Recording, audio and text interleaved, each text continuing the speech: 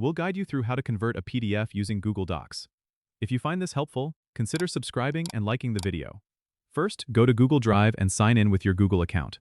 Once you're in, look for the NEW button on the left-hand side. Click it and select File Upload. Now, find the PDF file you want to convert and upload it to your drive. After the upload is complete, locate your PDF in the drive. Right-click on it and hover over Open With. Then select Go Google Docs from the drop-down menu. Your PDF will open in Google Docs, and you might notice that the formatting could change a bit, but don't worry, we can fix that afterward. Now, if you want to edit or make changes, feel free to do so directly in Google Docs.